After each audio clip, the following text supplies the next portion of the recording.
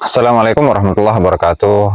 Selamat malam, salam sejahtera untuk kita semua dan salam sejahtera untuk seluruh saudara sebangsa dan setanah air dimanapun Anda berada.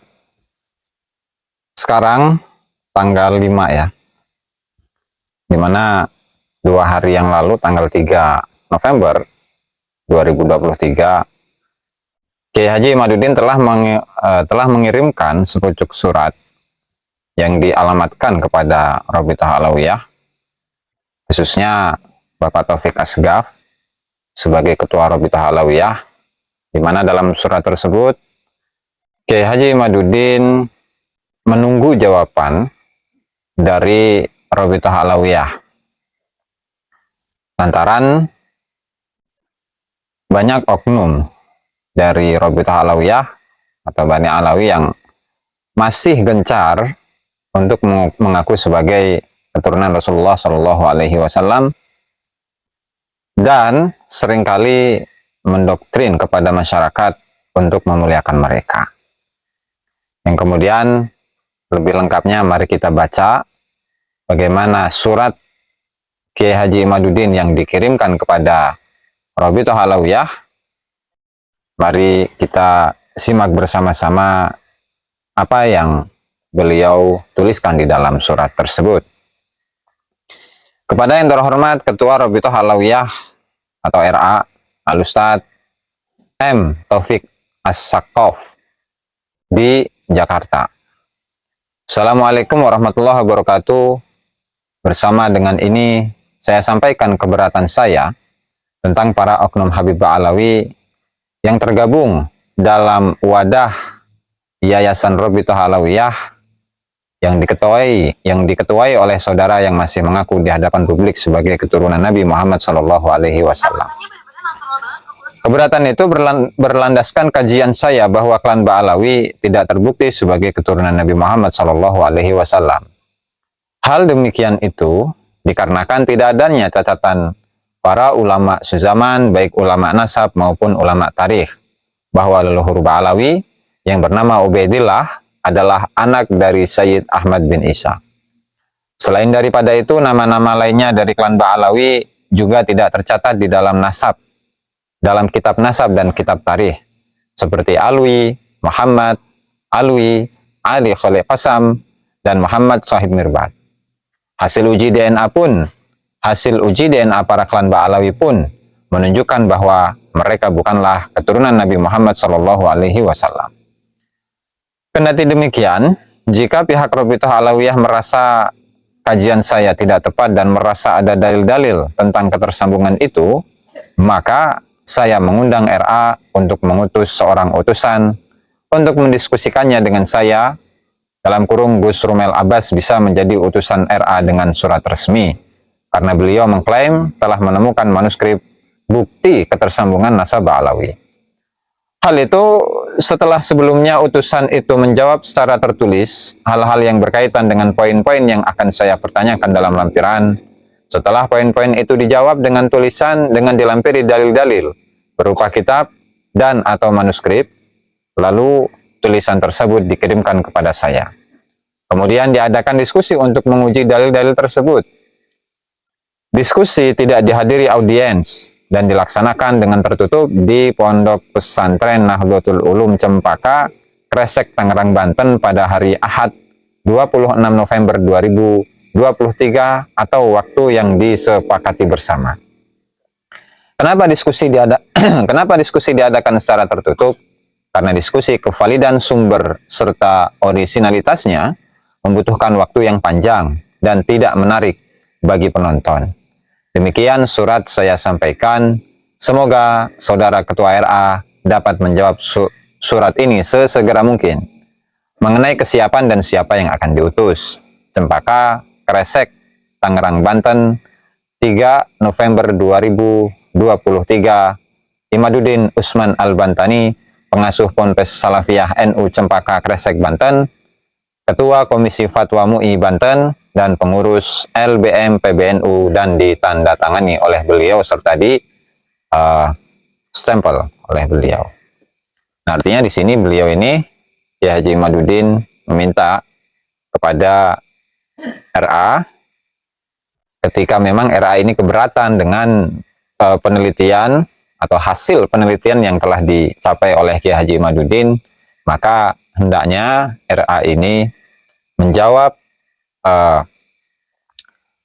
beberapa pertanyaan-pertanyaan yang telah dituliskan oleh Kiai Haji Imaduddin dalam lampiran, baik lampiran pertama dan lampiran kedua, ya, lalu diperkuat dengan dalil, dengan keterangan dari kitab atau keterangan dari manuskrip. Nah, lalu apa saja pertanyaan-pertanyaan yang dilampirkan oleh Kiai Haji Imaduddin di dalam suratnya? Mari kita simak bersama-sama.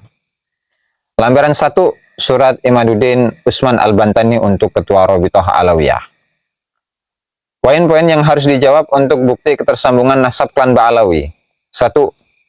Leluhur Ba'alawi yang bernama Ubaidillah, wafat 383, tidak tercatat di dalam kitab-kitab sezaman, atau yang mendekatinya sebagai anak Sayyid Ahmad bin Isa bin Muhammad An-Nakib. Kitab-kitab nasab dan sejarah telah banyak ditulis di abad 4-9 Hijriah. Namun, satu pun tidak ada yang menyebutkan bahwa Ahmad bin Isa mempunyai anak bernama Ubaidillah. 2. Tidak ada satu kitab pun yang ditulis mulai dari abad 4-9 Hijriah yang menyebut Ahmad bin Isa pindah ke Yaman dan bergelar Al-Muhajir. 3. Tidak ada satu kitab pun yang ditulis mulai dari abad 4-9 Hijriah yang menyebut Ahmad bin Isa dimakamkan di Husaisah. Dan ini barangkali sesuai dengan keterangan yang ditulis di dalam kitab Fathur Rahim Ar-Rahman, yaitu biografinya Habib Umar bin Abdurrahman Sahibul Hamra, di mana ketika menjelaskan tentang Ahmad bin Isa, bahwa saat itu di tahun 889 Hijriah belum ada keterangan yang jelas sampai saat itu bahwa makamnya Ahmad bin Isa di Husaisah, yaitu abad 9. Nah, sehingga abad yang sebelumnya pun bagaimana? Dan bahkan sebaliknya, bahwa makamnya Ahmad bin Isa itu melalui kasyaf, ya, atau ronsen kuburan. Oke, kita lanjut. Yang keempat, tidak ada satu kitab nasab pun di abad 4-9 Hijriah yang menyebut nama-nama keluarga Ba'alawi sebagai keturunan Rasulullah Shallallahu Alaihi Wasallam. Nama-nama itu adalah Ubaidillah Alwi, Muhammad Alwi kedua, Ali Khalid Qasam, Muhammad Sahib Mirbat, Ali Walidul Faqih, Muhammad Faqih Muqaddam, Alwi Al-Ghuyur, Ali Sahibud Darak, Muhammad Maulad Dawilah, Abdurrahman Abu Bakar As-Sakran, dan Ali bin Abu Bakar As-Sakran. Nama-nama tersebut tidak disebut sama sekali dalam kitab nasab sezaman sebagai keturunan Rasulullah Shallallahu Alaihi Wasallam. Yang menyebut mereka pertama kali 14 nama tersebut sebagai keturunan Rasulullah Shallallahu Alaihi Wasallam adalah kitab Ba'alawi sendiri, yaitu kitab Al-Burqatul Musyiqah karya Ali bin Abu Bakar As-Sakran di akhir abad ke-9 Hijriah. Poin kelima, Muhammad bin Ali Khalid Qasam atau Sahib Mirbat tidak bergelar Sahib Mirbat, karena yang bergelar Sahib Mirbat adalah Raja Mirbat dari dinasti Al-Manjawi, yaitu Muhammad bin Ahmad Al-Akhal Al-Manjawi. Yang demikian itu sebagaimana disebutkan dalam kitab sezaman dengan Muhammad bin Ali Khalid Qasam, yaitu kitab Al-Kamil Fit Tarikh karya Ibnul Athir, wafat 630 Hijriah.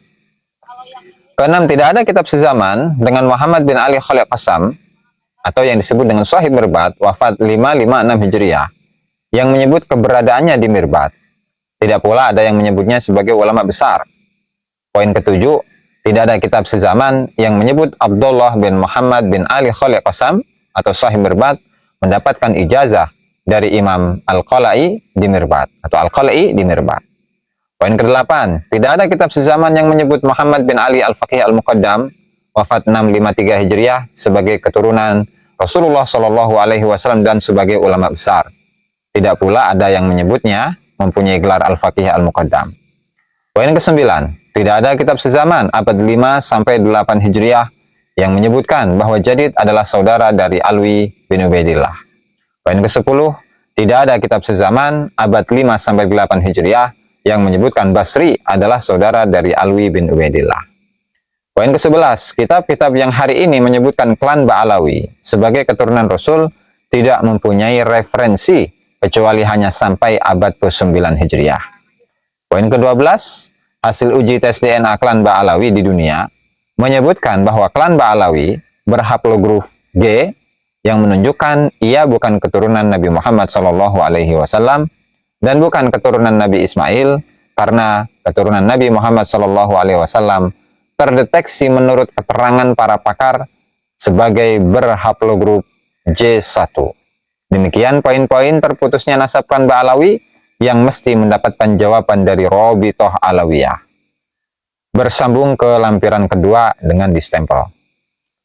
Kemudian untuk lampiran kedua, nah jadi dalam lampiran pertama ini ada kurang lebih 12 pertanyaan ya, dimana ketika 12 pertanyaan itu mampu dijawab oleh Robitoh Alawiyah dan dilampirkan juga data-data atau keterangan mengenai jawaban-jawaban dari masing-masing pertanyaan ini, atau dilampiri dengan keterangan dari manuskrip.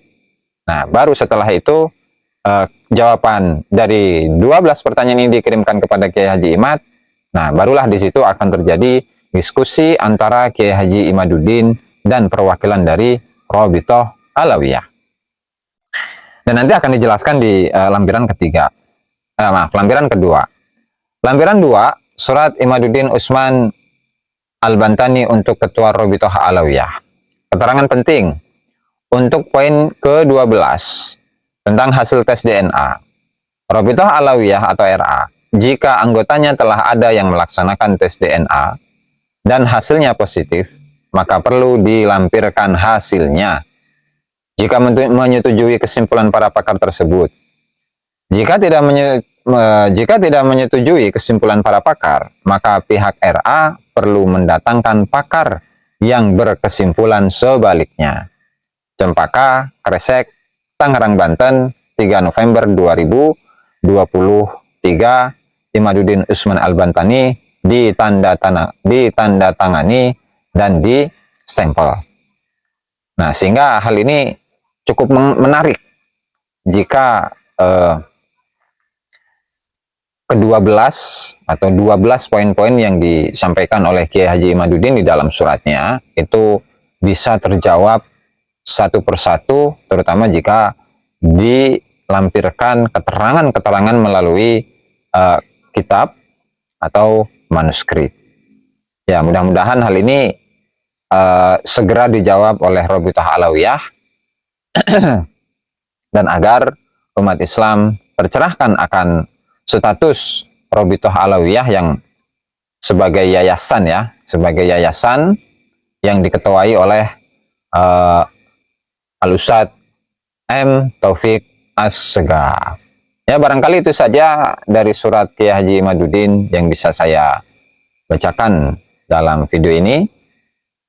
Kurang dan lebihnya saya mohon maaf. Wallahu al-muwaffiq ila aqwamit thoriq. Wassalamualaikum warahmatullahi wabarakatuh.